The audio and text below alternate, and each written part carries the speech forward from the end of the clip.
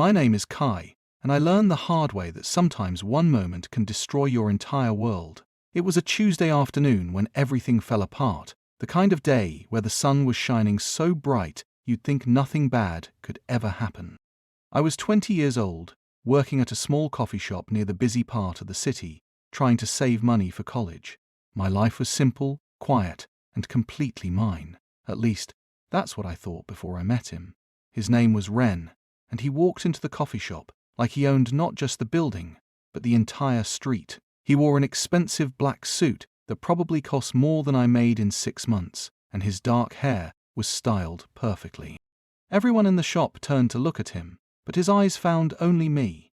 I felt my heart beat faster, though I didn't understand why. He was handsome in a dangerous way, like a storm that looks beautiful right before it destroys everything in its path. Ren ordered a simple black coffee, but the way he looked at me, while I made it, felt anything but simple. His grey eyes seemed to see right through me, reading thoughts I didn't even know I had. When I handed him the cup, our fingers touched for just a second, and I felt electricity run through my whole body. He smiled, a small, mysterious smile that made me feel both excited and scared at the same time. "What's your name?" he asked, his voice deep and smooth like honey. "Kai," I answered, trying to keep my voice steady even though my hands were shaking. He repeated, like he was tasting my name. "I'll remember that." He came back the next day and the day after that, and soon he was visiting the coffee shop every single day. We started talking first about small things like the weather and my favorite books, then about bigger things like our dreams and fears. Ren was mysterious, never telling me much about what he did for work, but he listened to me as every word I said mattered. For the first time in my life, I felt truly seen by someone. 3 weeks after we met, Ren asked me to have dinner with him at a fancy restaurant downtown. I said yes without thinking twice, even though a small voice in my head warned me that something felt too good to be true. That night, I wore my best clothes, which still looked cheap compared to what everyone else at the restaurant was wearing. But when Ren saw me, he looked at me like I was the most important person in the world. During dinner, Ren reached across the table and took my hand right there in front of everyone. My face turned red with embarrassment because people were staring at us, but Ren didn't seem to care at all. He rubbed his thumb gently across my knuckles, and I felt my heart melt. "I want you to be mine, Kai," he said softly, his eyes locked on mine. Completely mine. I should have asked what he meant by that. I should have wondered why he seemed so intense, so possessive, but I was young and foolish, and so desperately lonely that I just nodded and said yes. That was my first mistake. After that night, Ren became a constant part of my life. He picks me up from work every day in his expensive black car. He bought me gifts, nice clothes, and gadgets I could never afford on my own. He introduced me to a world of luxury I had only seen in movies. But slowly, so slowly, I barely noticed, he also started taking away my freedom. At first, it was small things. He asked me not to hang out with my friend Marco anymore because he said Marco was a bad influence. He suggested I quit my job at the coffee shop because he could take care of me financially. He wanted to know where I was every single moment of the day. I told myself this was just because he cared about me, because he loved me. Love was supposed to feel overwhelming, right? 1 month into our relationship, Ren finally told me the truth about who he really was. We were in his huge apartment overlooking the city when he sat me down and explained that he was the leader of one of the most powerful Mafia families in the region. My blood went cold. I tried to stand up, to leave, but Ren grabbed my wrist gently but firmly. "It's too late to walk away now, Kai," he said, and though his voice was soft, there was steel underneath. "You're already part of my world. People have seen us together. They know you're mine." I felt trapped, like walls were closing in around me. But the worst part was that despite everything, I still had feelings for Ren. He was kind to me in private, gentle and caring. He made me feel special and protected. I convinced myself that maybe this could work, that maybe love was worth the risk. That's when I met Yuki. Yuki was Ren's second-in-command, his most trusted person in the whole organization. He had soft brown hair and warm hazel eyes that crinkled when he smiled, which was often. Unlike Ren's intense and overwhelming presence, Yuki felt like sunshine, comfortable and easy. Ren trusted Yuki completely, so Yuki was around all the time, always nearby whenever Ren and I were together. At first, Yuki was just someone in the background, but gradually, I noticed him more. I noticed how he always made sure I was comfortable, how he brought me my favorite tea without me asking, how he smiled at me when Ren wasn't looking, and I noticed how my heart would skip a beat when he entered a room. This was dangerous. I knew it was dangerous, but I couldn't help it. One evening, Ren had to leave suddenly for business, something about a deal going wrong across town. He kissed me goodbye and told Yuki to stay with me and keep me safe. As soon as Ren left, the atmosphere in the room changed. Yuki and I were alone, truly alone, for the first time. "Are you happy, Kai?" Yuki asked me quietly, sitting down on the couch next to me, closer than he usually did. The question surprised me. No one had asked me that in so long. I don't know, I admitted. "Ren loves you," Yuki said, but there was something strange in his voice, something I couldn't quite identify. But love shouldn't feel like a cage. Before I could respond, before I could think about what I was doing, Yuki reached out and tucked a strand of hair behind my ear. His fingers lingered on my cheek, warm and gentle. I should have pulled away. I should have remembered that this man was Ren's best friend, that I was Ren's boyfriend, but I didn't. Instead, I leaned into his touch, starving for the gentleness that didn't come with control. "Yuki," I whispered, my voice shaking. "I know," he said softly. "I know this is wrong, but Kai, I can't stop thinking about you. Every time I see you with Ren, every time I see that trapped look in your eyes, I want to take you away from all of this." My heart was racing so fast I thought it might explode. "Ren trusts you," I said weakly. "We can't betray him." Yuki laughed, but it was a sad sound. "Kai, Ren has already betrayed you in ways you don't even know yet." Those words from Yuki haunted me for days. What did he mean that Ren had betrayed me? I tried to ask Yuki to explain, but he just shook his head and said I would find out soon enough. Not knowing was eating me alive from the inside. Meanwhile, my relationship with Ren was getting stranger. He was more possessive than ever, always wanting to know exactly where I was and who I was with. He bought me a new phone and told me to only use that one, saying it was safer. He hired bodyguards to follow me whenever I left the apartment. He said it was for my protection, but it felt like prison. The only bright spot in my days was Yuki. Whenever Ren was busy with Mafia business, which was often, Yuki would come to keep me company. We would talk for hours about everything and nothing. He told me about his childhood, about how he ended up in the Mafia because his family owed Ren's family a debt. He told me about his dream of one day leaving this life behind and opening a bookstore by the sea. I told him things I had never told anyone, about how lonely I felt, about how I missed my old, simple life, about how scared I was of the person I was becoming in this golden cage Ren had built around me. Yuki listened without judgment, and slowly, without meaning to, I fell in love with him. One night, when Ren was away on business in another city, Yuki and I were watching a movie together in the living room. We were sitting close, our shoulders touching, and I could feel the warmth of his body next to mine.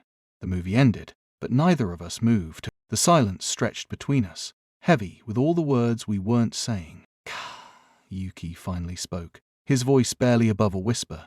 "If I asked you to run away with me, to leave all of this behind, would you do it?" My breath caught in my throat. This was the question I had been both hoping for and dreading. "Yuki, we can't. Ren would never let us go. He would find us." "Maybe," Yuki said, turning to face me fully. "But maybe it would be worth it, just to be free, just to be ourselves." He reached out and cupped my face in his hands, his touch so gentle it made me want to cry. I knew I should pull away, should remember that I belonged to Ren, but I couldn't. I was so tired of being owned, so tired of feeling trapped.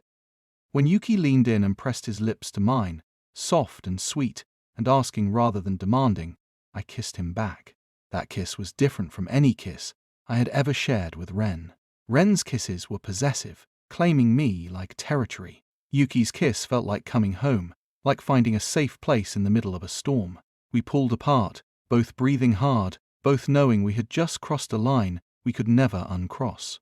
"I'm sorry," I whispered, though I wasn't sure what I was apologizing for. "Don't be," Yuki said, resting his forehead against mine. "I've wanted to do that since the first day I met you." We should have stopped there. We should have realized the danger we were putting ourselves in. But we didn't. Over the next few weeks, whenever Ren was away, Yuki and I would steal moments together. Secret touches, hidden kisses, whispered confessions of feelings we knew were forbidden. It was reckless and stupid and dangerous, but it was also the only time I felt truly alive. I should have known it couldn't last. The truth came crashing down on a rainy Thursday evening.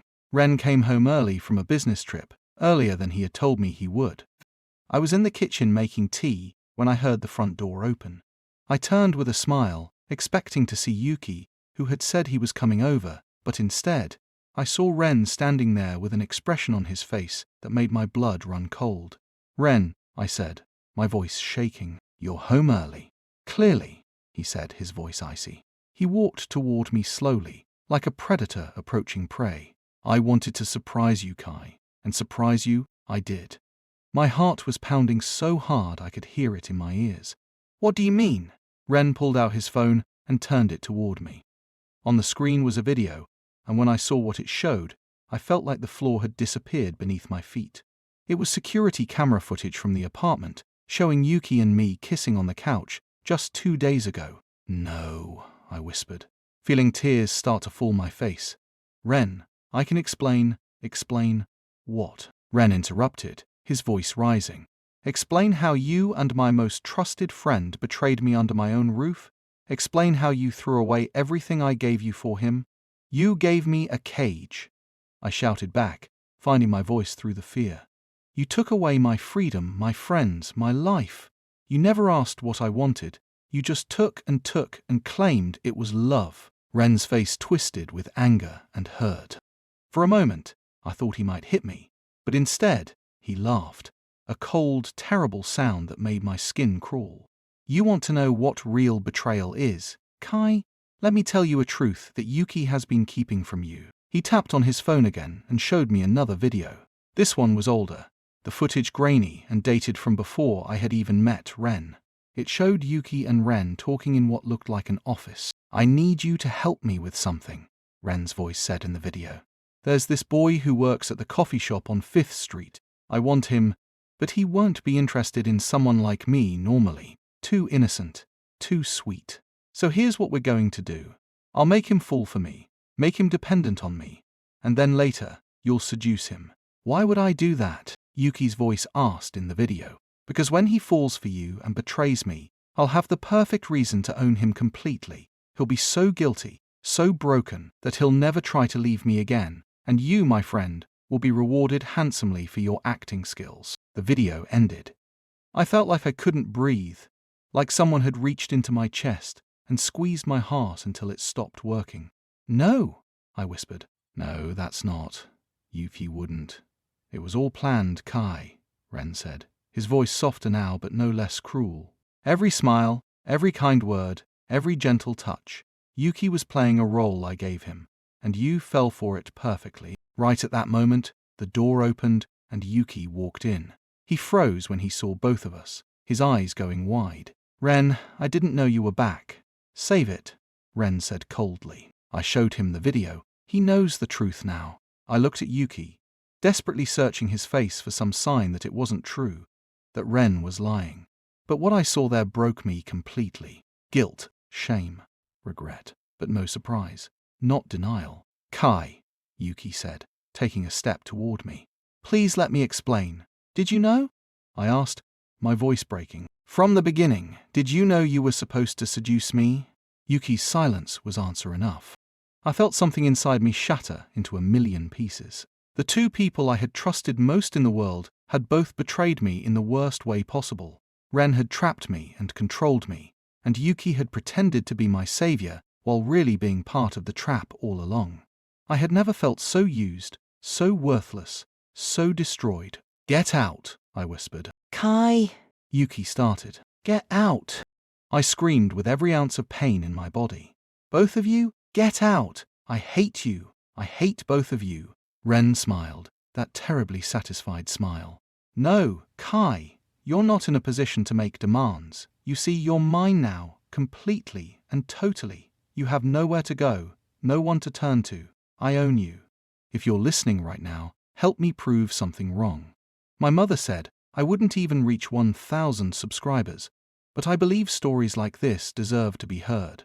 Help me show her that these stories matter. That night was the darkest of my entire life.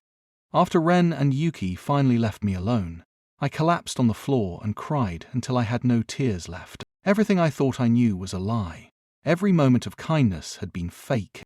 I was nothing but a toy for Ren to play with, and Yuki had been his accomplice all along. But somewhere in that darkness, something changed inside me. The sadness started to turn into something else, something harder and sharper. Anger. No, more than anger. Rage. These men had taken everything from me, my freedom, my trust, my ability to love. But there was one thing they couldn't take unless I let them, my will to fight back. I spent the next 3 days locked in the bedroom, refusing to see anyone or eat anything. Ren tried to talk to me through the door, his voice alternating between angry and apologetic, but I ignored him. Yuki came too, begging me to let him explain, but I couldn't bear to hear his voice. On the 4th day, I finally emerged from the room with a plan forming in my mind. If they wanted to play games with my heart, I would learn to play games too, but I would play to win. I started acting like the perfect boyfriend Ren had always wanted. I smiled when he came home. I let him hold me without fighting. I pretended that I had accepted my place in his world. Ren seemed surprised at first, but pleased, thinking he had finally broken my spirit completely. He didn't realize that I was just becoming stronger, smarter, and more patient. Meanwhile, I started paying attention to everything around me. I listened when Ren talked on the phone about business. I memorized the names of his enemies and allies. I learned the layout of his organization, who was loyal and who might be convinced to switch sides. I was gathering information, piece by piece, building a weapon out of knowledge. 2 months passed this way. Ren trusted me more as time went on, thinking I had accepted my fate. He started leaving important documents around the apartment, making phone calls in front of me, and taking me to meetings with other Mafia families. He was showing me off his beautiful captured bird, proof of his power. He didn't see that his bird was learning to pick the lock on its cage. Yuki was harder to deal with. He still came around often, still Ren's right-hand man, but he looked miserable. He tried to talk to me whenever we were alone, tried to apologize and explain, but I always walked away. The truth was that seeing him hurt more than seeing Ren. Ren had never pretended to be anything but possessive and controlling. But Yuki had made me believe in gentleness again, in the possibility of real love, and that made his betrayal cut so much deeper. One afternoon, Yuki cornered me in the hallway when Ren was in a meeting in his office. "Kai, please," he said desperately. "Just give me 5 minutes to explain." "What's there to explain?" I asked coldly, not meeting his eyes. "You did what Ren told you to do. You played your part perfectly. Congratulations on your acting skills. It started that way," Yuki admitted, pain clear in his voice. "But Kai, everything changed. The feelings became real. I fell in love with you for real." I finally looked at him then, and I let him see all the hurt and anger in my eyes. "How am I supposed to believe anything you say? How do I know this isn't just another part of the plan?" "Because I'm willing to help you escape," Yuki said quietly. "I've been planning it for weeks. I can get you out of here, get you far away where Ren will never find you." My heart jumped at his words, but I forced myself to stay calm. This could be another trap, another game. "Why would you do that? Ren is your boss, your friend." "Ren stopped being my friend the moment he used me to hurt you," Yuki said fiercely. "And I stopped being his loyal dog the moment I realized I love you more than I fear him." I wanted so badly to believe him, but trust, once broken, is hard to put back together. "I need time to think," I said finally. Over the next few days, I watched Yuki carefully, looking for signs that he was lying or setting another trap. But what I saw was a man who looked as broken as I felt, someone who was genuinely suffering. I also noticed small things, how Yuki would position himself between Ren when Ren got angry, how he had stopped reporting my movements to Ren like he used to, how he looked at me when he thought no one was watching with such sadness and longing that it made my chest ache. Maybe, just maybe, his feelings were real. Or maybe I was just desperate enough to take the risk. 1 week after his offer, I found Yuki alone in the kitchen late at night. "I'll accept your help," I said quietly, but not to escape. Yuki looked confused. "What do you mean?" "I don't want to run away," I explained, feeling the strength of my decision in my bones. "I want revenge. I want to destroy Ren the way he destroyed me, and I want you to help me do it." Yuki's eyes widened. "Kai, that's dangerous. If we go against Ren and fail, then we fail," I interrupted. "But I'd rather die trying to take my power back than live the rest of my life as his property." I saw something change in Yuki's expression, a spark of respect and maybe even admiration. "Tell me your plan," he said. The plan was simple but risky. Ren's power came from 3 things: his money, his connections, and his reputation. We needed to take away all 3. Yuki knew where Ren kept records of all his illegal dealings, evidence that could put him in prison for life. We also knew that Ren had enemies, other Mafia families who would love to see him fall. And we knew that in the criminal world, reputation was everything. If we could make Ren look weak, his own people might turn against him. We started small. Yuki began secretly copying files from Ren's computer, financial records and evidence of crimes. I started befriending some of the other people in Ren's organization, learning their secrets and their complaints. We were building a case against Ren, piece by piece. During all of this, I had to continue pretending to be Ren's loving boyfriend. It was the hardest acting job of my life. I had to smile when he kissed me, had to let him hold me at night, had to act like I had forgiven everything. Some nights I wanted to scream or cry or run away, but I held firm to my goal. Revenge was the only thing keeping me going. Working closely with Yuki on the plan brought us together in a new way. Late nights going through documents, whispered conversations planning our next move, the shared danger and secret partnership. I saw a different side of Yuki, someone brave and clever and truly caring. Slowly, despite everything, I started to trust him again. Maybe even started to love him again, though I tried hard not to. One night, after a particularly close call where Ren almost caught us looking through his safe, Yuki and I were hiding in a storage room, waiting for Ren to go to sleep. We were pressed close together in the small space, our hearts beating fast from fear and adrenaline. "I'm sorry," Yuki whispered in the darkness. "I'm sorry for everything. If I could go back and do it differently, I would have refused Ren's plan from the start."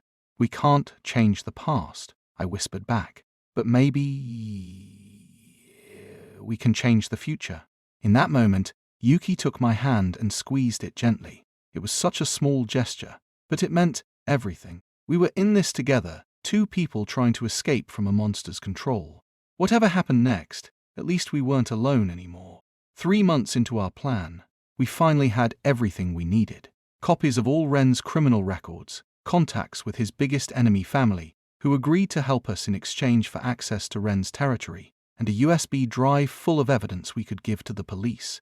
Now came the dangerous part, actually making our move. We chose a night when Ren was hosting a big meeting with all the important people in his organization. Everyone who mattered would be there, which meant everyone would see what we were about to do. Yuki and I had gone over the plan 100 times, but as the moment approached, I felt fear trying to take over. "Are you sure about this?"